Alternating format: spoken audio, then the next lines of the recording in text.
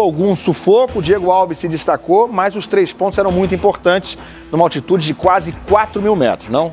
Essa enquete é boa porque, na verdade, foram muitos destaques individuais do Flamengo. O Flamengo teve muitos jogadores rendendo bem a altura, literalmente, da partida. Para mim, concordo com todo mundo aí, a maioria, né? O Diego Alves foi o grande cara.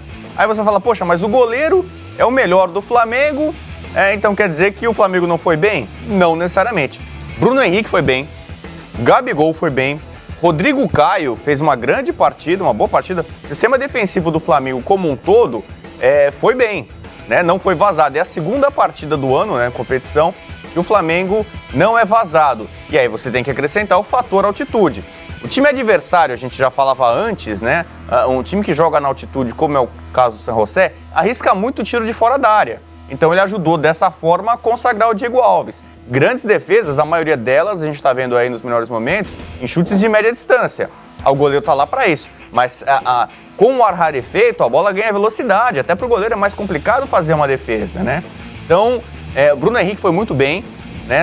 Para mim, jogador de linha, o melhor foi o Bruno Henrique. Acabou sendo substituído, não sei até que ponto ele se sentiu no final também, era normal que 3 substituições fossem feitas por conta das condições, né? O Arrascaeta talvez é o cara que a gente pode dar uma cornetada aqui, né? Não correspondeu ainda desde a chegada, teve uma falha que ficou meio marcante ali na Taça Guanabara, mas agora, quando você espera dele também, não foi bem, acabou sendo substituído. E o Everton Ribeiro, que bate bem de fora da área, teve uma chance interessante. Então, no cômputo geral, o Flamengo fez uma ótima estreia, e diria que até histórica, né? Como a gente viu, primeira vez que o Flamengo estreia fora de casa com uma vitória. E muito mais pontos positivos do que negativos. Léo Duarte, Rodrigo Caio, a zaga, por exemplo, para mim, fez um bom papel. E do meio para frente, com o talento que tem, o Gabigol teve chances, pelo menos mais 2. O Flamengo poderia ter vencido de forma mais fácil. Poderia ter dado ao Zebra um desses chutaços de fora da área ter entrado e o Flamengo perdido? Eventualmente. Mas eu acho que o Flamengo teve, sim, na verdade, até chances mais claras com o Gabigol para fazer um segundo gol, quem sabe. E agora, com uma sequência de 3 jogos em casa, acho que o Flamengo tem tudo para fazer uma fase de grupos das mais tranquilas, né? O Flamengo, durante muito tempo em Libertadores, tinha dificuldade na fase de grupos, classificou na última e acabou cruzando com o Cruzeiro logo de cara. Acho que é uma boa chance do Flamengo acumular muitos pontos, se classificar com antecipação e tentar fazer uma das melhores campanhas no cômputo geral, para ficar, quem sabe, aí, né, pegando adversários mais tranquilos nas fases seguintes. O desafio da altitude, que era talvez o pior para o Flamengo nessa Libertadores, nessa fase de grupos, já foi superado.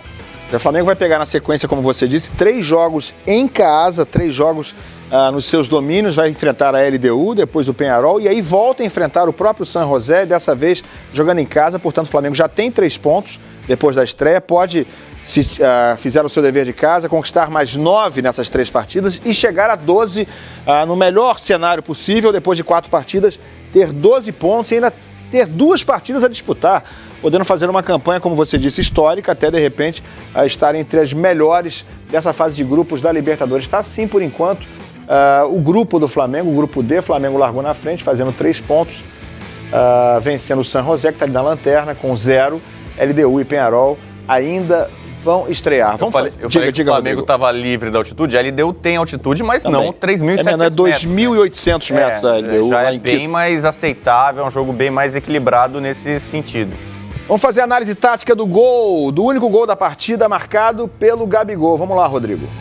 O Gabigol, você vê, ele é centroavante, mas ele sai para buscar o jogo. Olha o Bruno Henrique ali, ó. Olha o que ele vai fazer. O Bruno Henrique fez o papel do armador, como se fosse o Diego, né? A visão de jogo. O Bruno Henrique é um ponta, né? Normalmente joga aberto na esquerda. Ele vem pro meio e ele tem um entrosamento muito grande, né? Da época de Santos, né? Os 2 jogadores santistas, né? Você vê que o Gabigol é inteligente, ele se antecipa, vem buscar o jogo para sair do impedimento.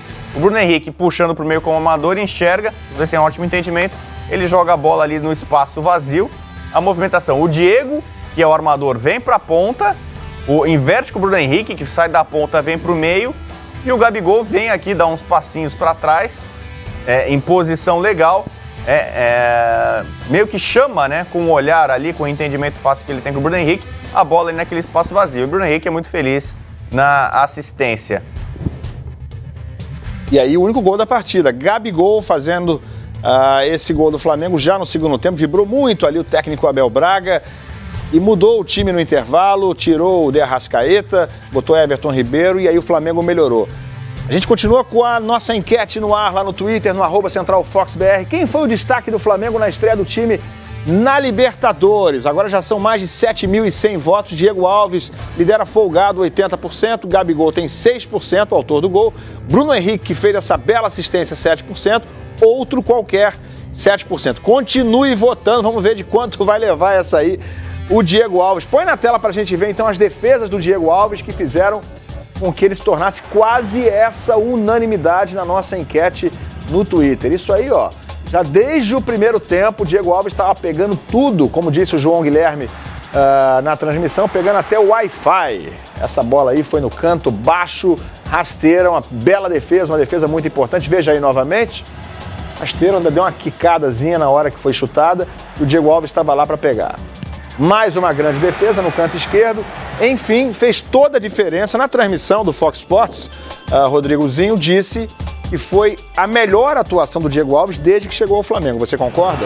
Concordo. O Diego Alves teve momentos ruins com o Flamengo ano passado, aquela coisa sai ou não sai, o clima ruim para ele. Ele já fez uma grande Florida Cup, vamos lembrar, né? O Flamengo já tem um título de pré-temporada, é verdade, mas tem. Eu tô contando aqui, ó, essa é a 4ª de fora da área. Facilita. A defesa para mim mais difícil foi aquela no primeiro tempo de dentro da área. Teve uma outra cabeçada que ele pegou de dentro da área. Essa aqui, ó, é a segunda defesa dele, com a finalização sendo feita de dentro da área. Mas ele já fez, na conquista da Florida Cup, ali, sucesso e se recuperou com a torcida.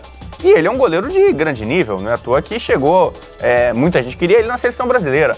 Não só pela fama de pegador de pênaltis de Cristiano Ronaldo, de Messi, de Griezmann, mas ele é um goleiro de muito bom nível. Esteve na seleção algumas vezes, inclusive. Esteve, né? E para muita gente deveria estar mais vezes, né? Poderia estar na Copa do Mundo.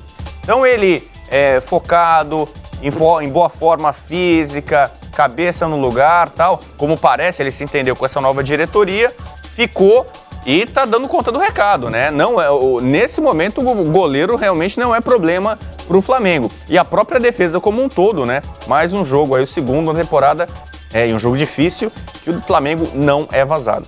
Já vimos um pouco do que disse o Abel Braga depois da vitória do Flamengo. Vamos ouvir um pouco mais? Roda aí. No primeiro tempo nós não nos acertamos bem a nível de marcação. E o segundo tempo tivemos uma postura bem diferente, com mais proteção de bola, e eu acho que o resultado se ajusta. Para vir jogar aqui da maneira que eles, como se eles alargassem o campo. Eles rodam muito a bola, com apoio constante dos laterais, é uma equipe muito vertical. Então você tem que sofrer.